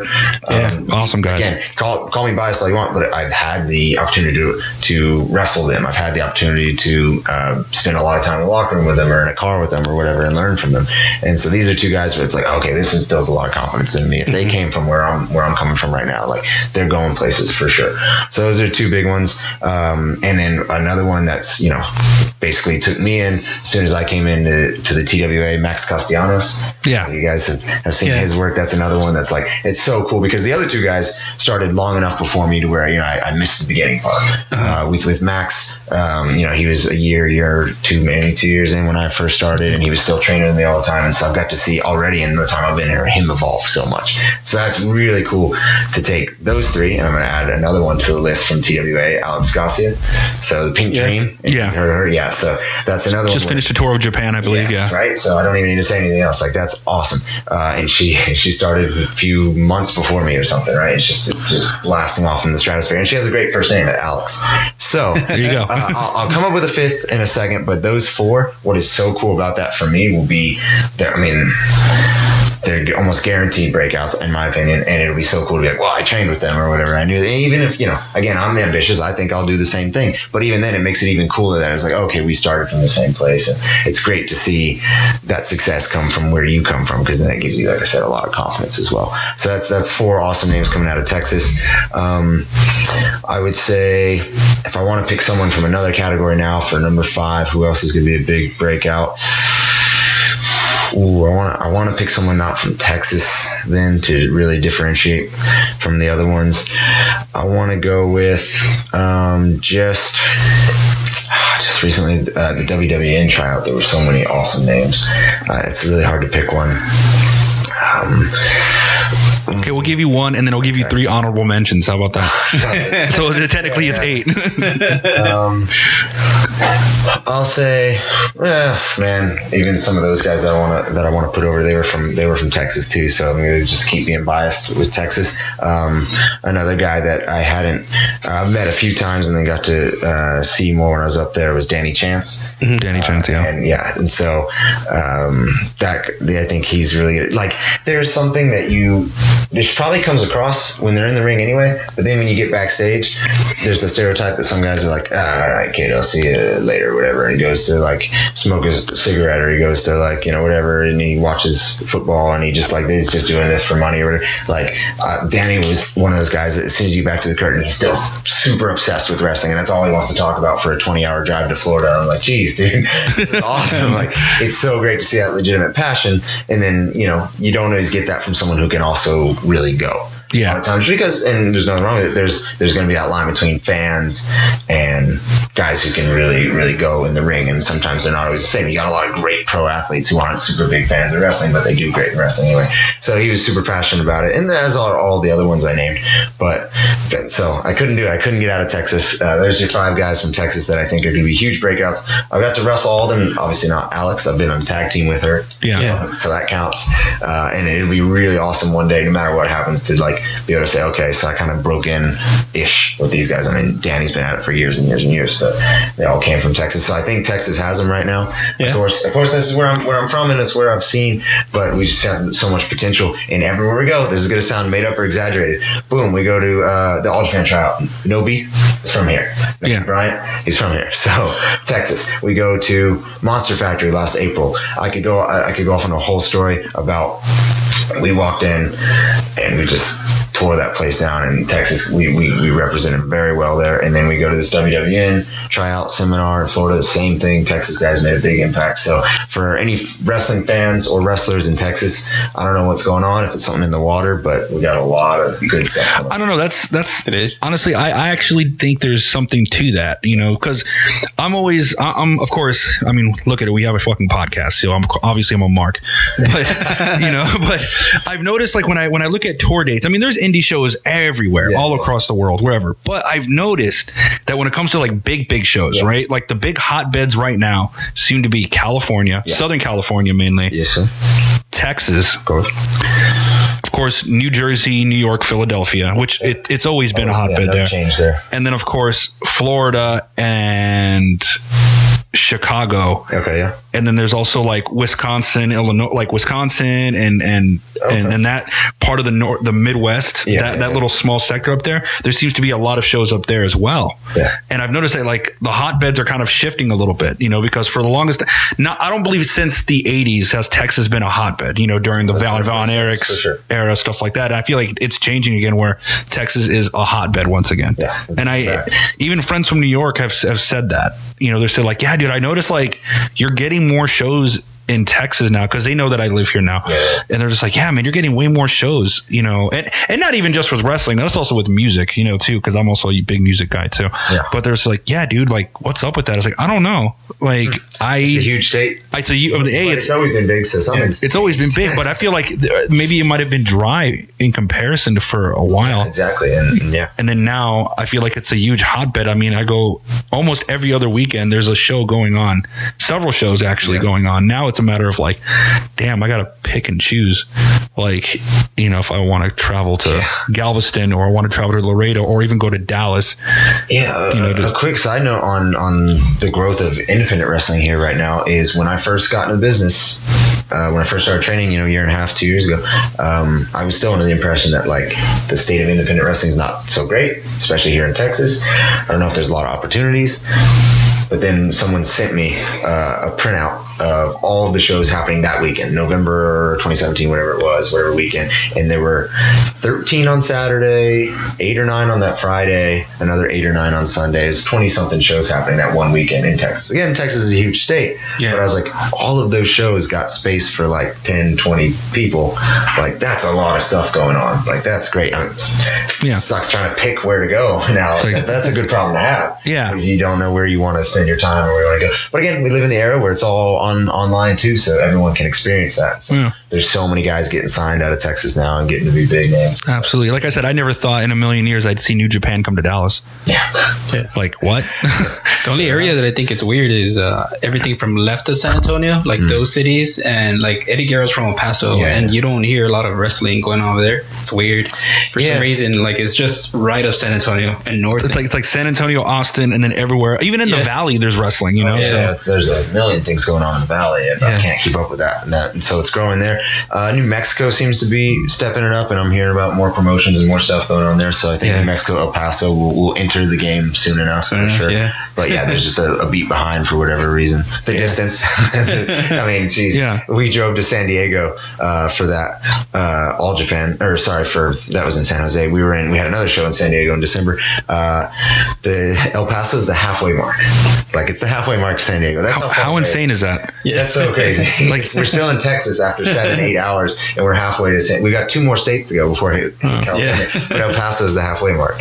So distance this is a great sort of tie back in what we're talking about. Things like distance used to be such a big factor, but now the era we live in, eventually it's less and less with social media and the internet. Mm-hmm. So again, places like El Paso that are so far away, eventually that'll be irrelevant, and it'll be a huge wrestling city as well, because everyone can see everything that's going on there. For sure. We'll make them fans, even if they don't want to. Yeah, exactly. Absolutely. No, absolutely. But yeah, it was just really interesting to think, because like when you said that, Texas, like, what's up with Texas? I don't think you're inaccurate. I think there's something to it. I think Texas is a big hotbed once again. Like, I don't think it's been a hotbed since the 80s. Yeah. And now here we go. That's perfect for me. That works great for me. Absolutely. And then, okay, we're going to do one more list. Okay. One more list. I'll make this one harder for you. Gotcha. I'm sorry. but okay. Your top 5 favorite matches of all time that you've seen. That I've seen. Oh, man. Whether that's on TV. A lot of deciding. Yeah. Okay. Take your time with this, Okay. I like, I'm going to get in trouble for it. Doesn't even need to be from like 5 to 1. It could just in no particular order. It could be Alex Arsenal on YouTube. Yeah, I was going to say all Alex Arsenal ones. They've been my favorite ones. The ones I've been the most emotionally invested in, for sure. Yeah. Because I'm trying not to bleed everywhere. But I would say of the ones I've watched in my whole life, like I said, I'm going to get in trouble for this one. Shawn Michaels, Kurt Angle, WrestleMania 21. Yeah, good one. Probably the greatest ever example of like a clash of styles, but they didn't clash at all, which is what was so beautiful about it. Yeah. And so that's something I've tried to emulate a lot, and I love that, because again, that comes back into Alex Arsenal and taking someone else's style and trying within that match to meet them at their style. And so they start with all this chain wrestling. What? Shawn Michaels doing all this chain wrestling? Like, that's so cool. Yeah, but he can. He had to. Yeah. And he could. Okay, then Michaels and Undertaker, WrestleMania 25. So we're staying with the Shawn Michaels. Yeah. We got to do it. So that was one of the best stories ever told within the realm of one match, for sure. Absolutely. Hands down. There was a story build up to it in a lot of ways, but there could have been none. And that match itself still just told the greatest story, right, within one match. So, especially the entrances, like the heaven and hell. Right. And that's just so awesome. So yeah, you got that one there, those 2. Okay. This one, these are all going to be, I think all 5 will be ones you've heard from other people's lists, for sure. Eddie and Ray, Halloween Havoc, I want to say. Yeah, Halloween Havoc 97. Purple. That was one of the best examples, in my opinion, of a bunch of super high spots that made sense for the most part. Yeah. They were trying to outdo each other, which immediately makes sense for the most part. And it flowed well, and they hit everything. And to this day, there's still some that it's like, I don't know if I've seen anyone else do that. How come no one else has copied them? There's all these super athletes today. Is there maybe no one is really on that level 20 years later? So. No, it holds up. That's what's so awesome about that one. Okay, so you got 3 there. Okay, I'll give you one that's one everyone's favorite match of the year. A lot of times is the Royal Rumble, the most exciting one. That's a really good one for casual fans. Yeah. Right. A lot are really excited at that. To me, I think, man, I wish I had my dates, but I want to say 2011. Punk and Bryan start 1 and 2, and you have what I think was the best long-term story told. Other than, hey, he goes from 1 to the end. That's happened a couple times, and they told it great. Yeah. But in that case, you had Punk with his faction trying to win the whole thing, and you had a bunch of other little stories going on. What's his name? Morrison catches himself on the barricade. Yeah. Blew my mind, right? And then you've got Bryan lasting for a long time and all this cool stuff, but then the faction actually taking over and eliminating everyone else and just staying in there. Like, I love those moments that feel like, well, this is probably what would actually happen. So it actually happened. Like, yeah, there's more guys. They're going to throw everyone else out, and they're going to sit there and wait, and they're going to keep throwing guys out as they come in. And then, so then the story sort of changed. It was, I think, still the biggest one ever, like most guys or whatever. So Yeah, I think it was 40 of them, yeah. They ended up kind of segueing into some other stories, but I really like that match, and for whatever reason, I rewatch that one all the time. There were big returns. It was like a couple of big returns, more than I think any other one recently, probably just because there were 40 guys. Yeah. So I really like watching that one over and over again. That's my go-to for people who aren't wrestling fans, to like just show them one match, because you understand the concept of the match pretty quickly, and then you get yourself invested into the story. And I think that one tells one of the better stories for sure for Royal Rumbles. And then I only gave you 4, so I got to go 5. I want to say I like. Well, there's a bunch of ones, but I won't get into honorable mentions. So we'll just say, how about I saw at New Texas Pro Wrestling recently. Mm-hmm. I've seen a bunch of really good ones. One I really liked was Moonshine and Max. So this ties back into 2 guys who I put over earlier, right? Yeah. They were in San Marcos, so where Moonshine is from, and they just had this just dirty brawl that just. There's been a couple examples where I was there live and I just saw people not invested who became very invested, and I could go into a whole other thing about it, but man, that was a good one. I've seen that's what I love in person, is seeing these people. There are a bunch of frat guys there at this bar that are not into this thing at all, but they're hearing these loud bangs, and they see a ring, and they're like, what's going on? They come over there with their beers, and they watch. All of a sudden, by the end of it, they were so into it, red face, screaming, following these guys around. They're just hitting each other, and it's like, okay, probably not the most technical match I've seen in person for sure. Yeah. Even though I think these guys could put one on if they wanted to, but it captivated everyone. So there was a story to it. Man, if these guys didn't hate each other, I don't know who when they were out there, God, those guys hate each other. Yeah, absolutely. They left these marks on each other. And they had a little comedy in there. They go into a photo booth, and one guy, I forget who, took pictures of the other one in the photo booth while he's beating him up and stuff. And they did that, right? But so it sort of covered all the emotions and everything. And again, that one is just one of like 5 other honorable mentions I could talk about that I've seen in person, where it's so great to see people who are already invested in it get way more invested in it, or who are not invested in it at all getting up, jumping up and screaming. And it's like, yes, that's what pro wrestling is. There we go. Got it. That's a new fan right there. We got him. That's so cool. I think these 5 matches speak a lot about what your style is, kind of. That you're a great seller. Like you mentioned a few times from Shawn Michaels, you get that from him. And like your technical style, you're like going, like you use the basics for your wrestling. But then all of a sudden you do a standing moonsault, and like everybody goes crazy. Yeah. So that's awesome. Goes back to aspects of storytelling. Yeah. It all, I feel like at the end of the day, it all goes back to storytelling. Yeah, absolutely. Yeah. For sure. And that's something I hope I keep with me forever. And that was something that I doubted about myself, and other people have doubted about me, coming in specifically with the high flying stuff. That's probably the worst one out of all of them, for just doing that all for no reason over and over and over again. So by making that sparse and make it make sense and make it, I think it's a much bigger deal when you do stuff and it's rarer and it has something to do with the story, right? Yeah. And so, and again, that's where Alex Arsenal comes from. I had that ego about me that I would do this to show you that I can do it, to show off a little bit, and so I think it makes sense and it tells a good story. Or at least that's the goal. That's something I want to maintain. I'm never gonna be Ricochet probably, and I don't think, like, even if I was, though, if you snap my fingers and make me there, my fear would be that I would rely on that too much and not be able to tell stories or not try and tell stories. So thankfully I'm not a Ricochet, so I have to rely a little bit more on No, absolutely. Which I think is a good thing, because I think there's a lot too much of that now. So I think That's just my opinion. Like, as much as I love it, I mean, don't get me wrong. I mean, I'm not gonna turn off a Will Ospreay match. No, absolutely not. Totally gonna watch it. Yeah. But I don't want to see that happen 5 times in a card. Yeah. With the same style. Absolutely. Which is why I appreciate a guy like Zack Sabre Jr. who can make an octopus hold seem just as exciting. Absolutely, variety for sure. Absolutely. And so hopefully, again, that ties back into Alex Arsenal. Hopefully, I can provide to any show I'm on, to any promoter I'm with, I can provide variety. If you've got all high flyers, then I'm gonna go out there and grapple. Especially long term, that's the goal. Is if you've got all big, muscly power guys, then I'll go out there and do some high flying. Cool. So we can definitely see you in exploding landmine death match. No, I'm just kidding. No. Put it on the bucket list, of course, but probably not a habitual thing. Yeah. No, I'm totally kidding. I'm actually kind of like still marking out over the fact that I met Atsushi Onita the last week. Yeah. So I mean that's the guy who created that whole genre. So the fact that I met him. Yeah, he shouldn't even still be around. Yeah, absolutely not. He should be dead. Right.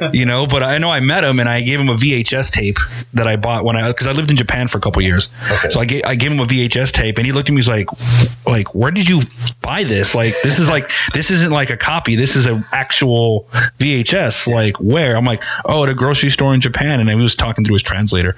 And so, yeah, we were talking and I was like, no, thank you for all the crazy stuff you've done. He's like, oh yeah, I'm old now. Yeah. That's all he said. He's like, I'm old. Don't expect more. He's like, I don't have that many left in me. But, that's awesome. But no, that's why I was just joking around about the whole exploding barbed wire match. Arsenal can do it all, right? So I guess if I'm going to say that, I got to live it. I hope I didn't jinx you just now. It's like next thing you know, you get booked in Big Japan for an exploding light tube match. Yeah, I love the experience. I'm open to getting better at everything, so we'll see. I feel if you get booked in that, you have every right to curse me out. It's like, you jinxed me, dude. I will remember that. It's like you put me here.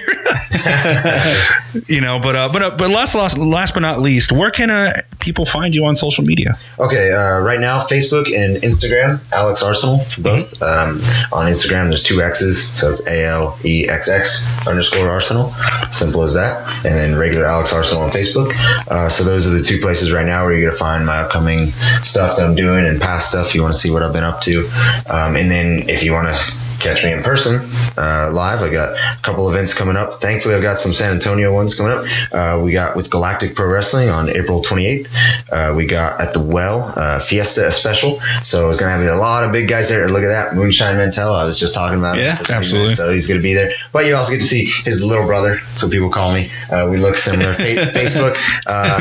If you guys know Great Scott, too, who will also be on the same exact show. Those 2 guys are on the poster. The 3 of us will get tangled on Facebook face recognition all the time. Yeah. So, which I'll take it because those guys are more. So he's a great heel. He's good at playing the heel. It works for me. And then with Texas Wrestling Entertainment, we got a show Bang Bang coming up on May 4th at Limitless Sports Academy. So that's 2 pretty close together, about a week apart, and that's right here as well. And then I was just talking about Max Castellanos earlier. Mm-hmm. So he's finally getting to debut in Hidalgo, Texas, which is pretty close to where he's from. Yeah. So he's been in the business for a while now, been wrestling for a long time, and it's always I've experienced this about 4 times in the last year. I've been so fortunate to see a guy wrestle in his hometown for the first time, especially when it's a small town, because there just hasn't been. It's so emotional, and it's the best shows as far as emotional goes.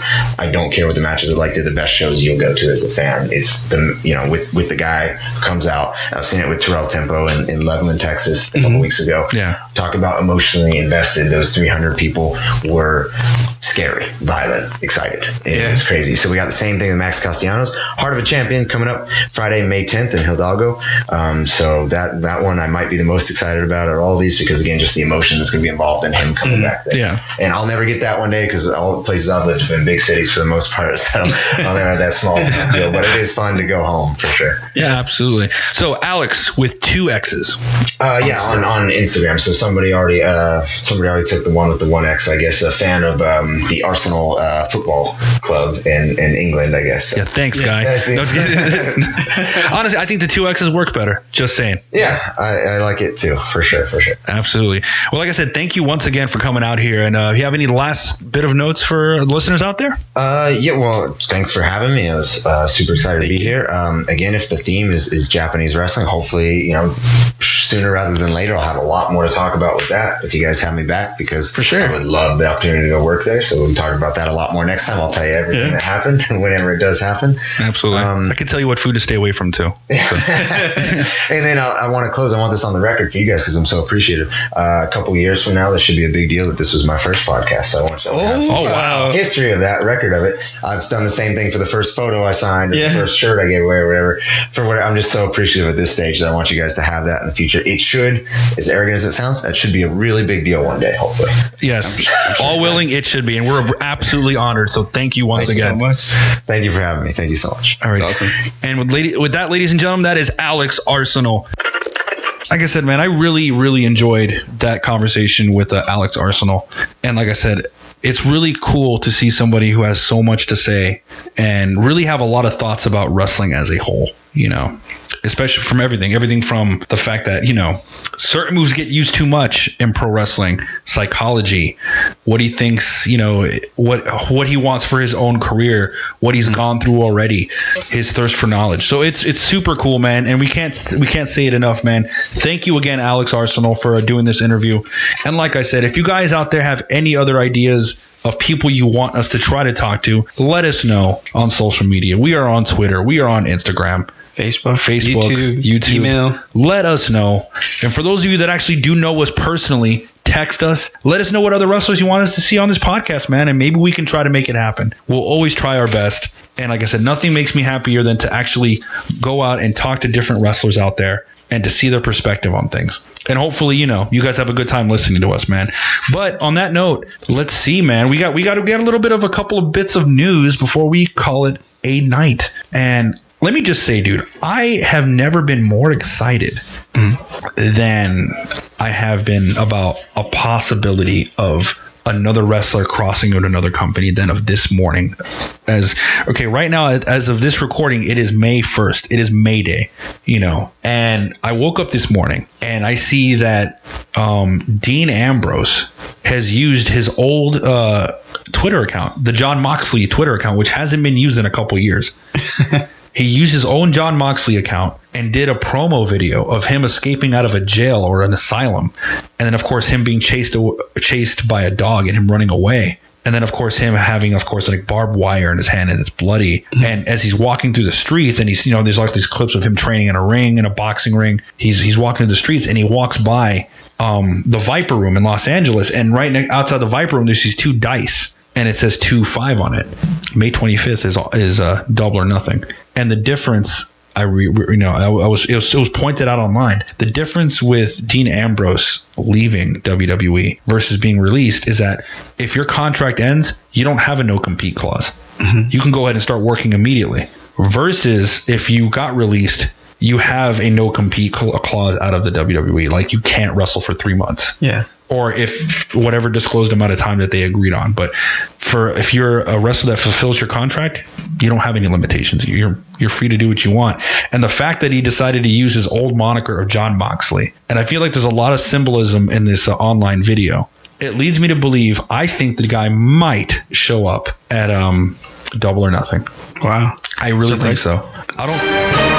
Yeah, dude, I woke up super happy because, like I said, the fact that he decided to go back to his roots and kind of allude to the fact that he wants to get bloody again with a barbed wire fist. It's like, we might see him in some death matches again.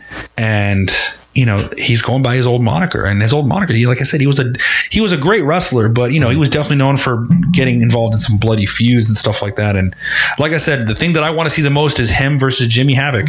Yeah. That's what I want to see. Make it happen. But I was super stoked. And then, of course, for all you guys who are big fans of All Japan Pro Wrestling, for the Champions Carnival, the equivalent of the G1 in New Japan, All Japan has a thing called the Champions Carnival, which is a big, tournament that happens. Kento Miyahara is this year's Champions Carnival champion and winner at the age of 30. So, like I said, he is also known as All Japan's youngest champion to hold the Triple Crown title. So the fact is that I know we don't get a chance to talk a lot about All Japan Pro Wrestling. I so badly would love to see Kento Miyahara make an appearance in the G1. Like I said, there was a little bit of, they kind of alluded to him in All Japan because of the fact of during the Giant Baba Memorial Show, it was Kento Miyahara and of course Hiroshi Tanahashi kept kind of eyeballing each other, and of course at the end of the match they hugged each other, congratulated each other, and were just celebrating the life and contribution of Giant Baba to Japanese pro wrestling. But they kept it was funny to see, like I said, Tanahashi as a heel wrestling against a younger babyface in Kento Miyahara, who is white hot in All Japan Pro Wrestling. But nonetheless, I just wanted to point that out, that he, of course, is, the Champion Carnival champion. For those of you that do follow All Japan Pro Wrestling, perhaps if we have a chance, we can start covering more All Japan in the future. Yeah. Like I said, it's another promotion that I think other people need to check out. Definitely go do that. And then on to some real unfortunate news is that I know we also don't have a chance to cover Impact as often. However, a lot of Impact wrestlers do wrestle for promotions that we have watched. Is that Brian Cage did, of course, become their world champion, and in the same night suffered a very terrible back injury after receiving a Spanish fly off of the staging from John Morrison, or Johnny Impact. And he has not updated anything ever since, but he said that he lost feeling in his legs. Yeah.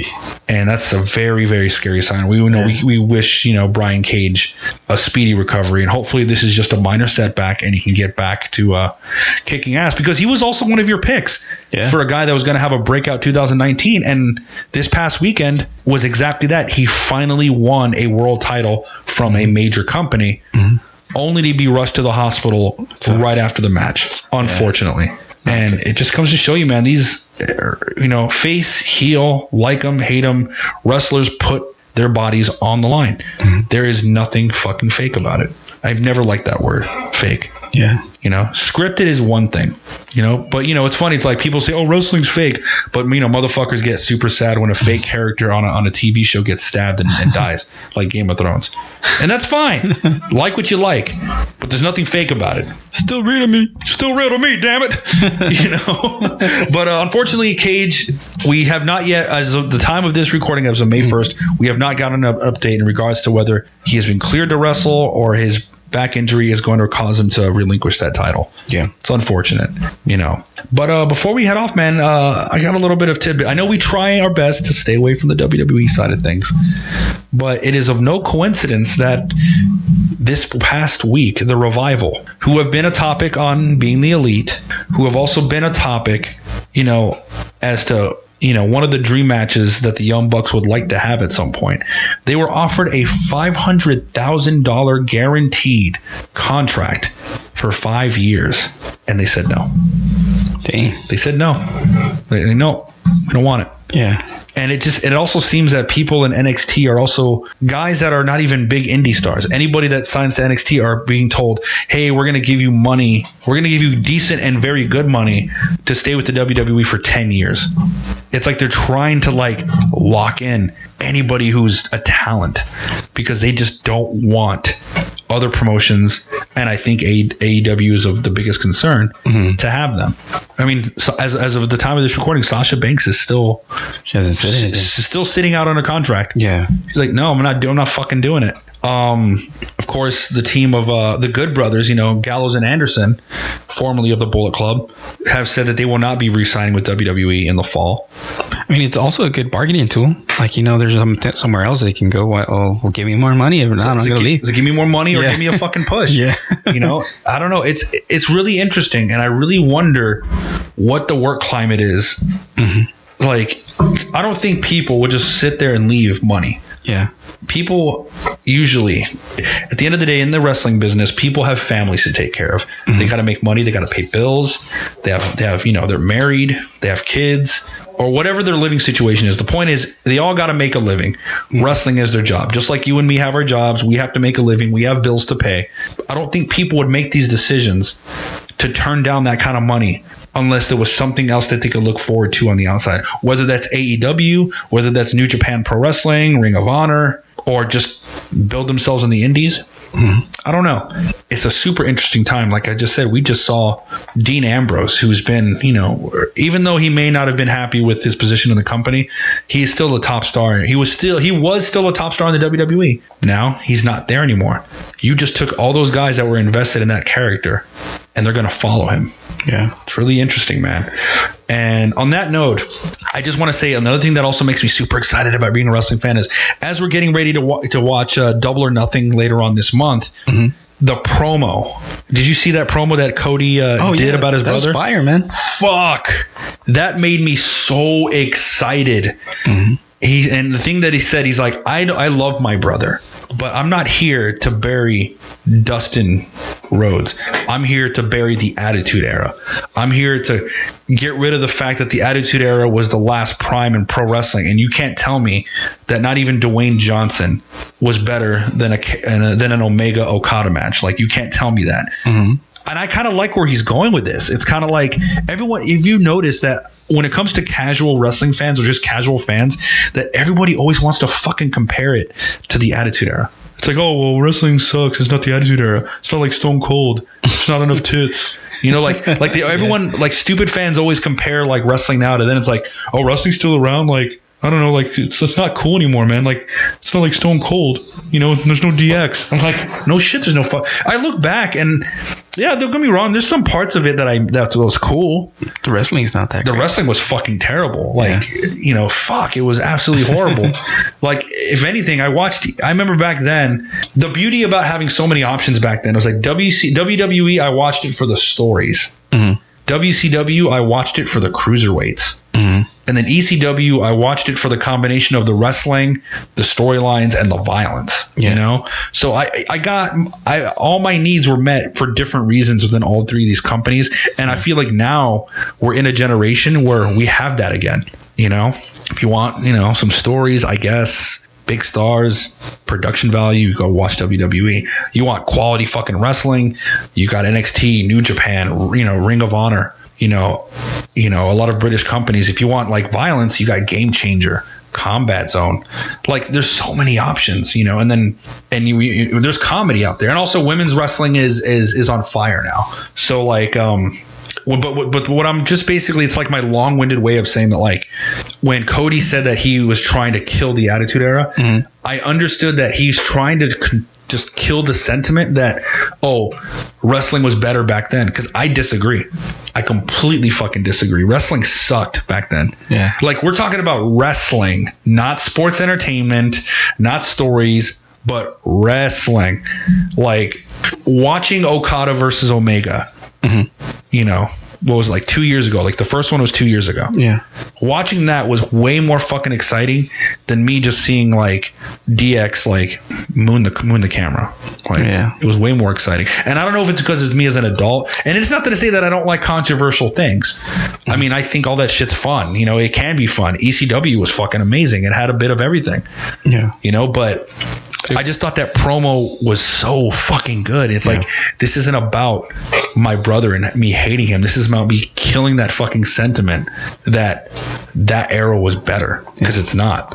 Yeah. I think some people even compared or did a good comparison on the Rock versus Hulk Hogan match. Yeah. That it was so great, but if you mute it and you just saw them, it wasn't good. Exactly. Like, the thing that made that match so powerful was the crowd. Yeah. Because it was just the fact. It was just the whole fact that you have this legend from a bygone era, Hulk Hogan, against a guy who is a star now. At that point in time, The Rock, Dwayne Johnson. It's like, young lion versus the old lion. And it's like, just the fact that these guys were like, I'm not taking anything away from it. It's like they were both arguably the biggest stars of their respective generations, Yeah. Hulk Hogan in the 80s and 90s, The Rock late 90s to mid 2000s. Like, you can't get any two big fucking names in that, other than like maybe Stone Cold. Yeah. But like that crowd made that match. Like the crowd reaction. It was just the principle that these guys were so famous and so loved for their time that they could have fucking just slapped each other all match and it would have been over. They didn't have to do shit, But you're right. If let's say if you put that same match on in a small like gymnasium, people were like, "What the fuck? Like, come on, do something." Yeah. It doesn't translate. Sometimes audience makes the matches. Like the audience can definitely change how you perceive a match. I'm a firm believer that audiences can sometimes kill a match. It's like the audience isn't into it. It's like fuck. Because there's been a couple of times where I've watched wrestling and the match is good, but the audience isn't into it. It kind of fucks up how you watch it, right? Yeah. It just like, oh, come on, man. Like, this is a good match. Why isn't this audience like getting into it? Yeah. And it's the same thing. So, but then when you watch Omega and Okada, you could turn off the volume. And the thing is, the Japanese audience is naturally quiet. Yeah. But you could turn off the volume and you'd watch it. You'd be like, damn, fuck, wow. Like, there's so much going on and being told, And with that promo that Cody did, it definitely, I think, hit the nail on the head as to what so many fans kind of feel about wrestling. Yeah. Was that wrestling right now is, when it comes to quality fucking wrestling, it's better now. But a lot of people believe that isn't the case because it's not the Attitude Era. So the fucking beautiful, brilliant promo. In fact, we even have it as part of our signature in the beginning of our show. Yeah, but it makes me super it makes me super excited for Double or Nothing. Like I said, I'm definitely cheering on these guys to pull something out. And as Double or Nothing comes around and AEW starts to gain steam, we will do more coverage as best as we can. Sure will. And like I said, between that and just how vibrant wrestling is, and seeing hungry guys like Alex Arsenal, and then of course seeing women out there like Shotzi Blackheart and Roxy and Thunder Rosa, who's currently doing a tour in Japan. Like, you just see all these talented people. How can you say that wrestling sucks now? It doesn't fucking suck. It's so good right now. So fucking good. At this point, it's like, I think we're all spoiled. I think we're a little bit spoiled. We have so many options. In fact, dare I say, too many. Yeah. Especially with Impact bringing up this new streaming thing now, too. Yeah, the new streaming network, exactly. Yeah, so many things to watch. It's like, damn, you want to go watch British wrestling? You have Progress. It goes on and on. I say this all the time. Enjoy pro wrestling, kids. Go out there and find it, because it's fucking easy. It's at your fingertips out there. Go on YouTube. You don't even, what? If you're broke and you don't have any money, just go on fucking YouTube. I promise you will be way more entertained watching 30 minutes of YouTube clips of other promotions around the world than you will watching this past Monday's fucking Raw. Promise you. And on that note, enjoy pro wrestling, and WWE can eat my ass like a cupcake. You got anything else to say, man? That's it. I think that sums it up. Yeah, man. WWE can eat my ass like a cupcake. Like, fuck you. I mean, hey, I'm not gonna knock. If people want to go work there, yeah, hey, cool. You got to make a living. I get it. But in terms of product, don't expect me to buy it.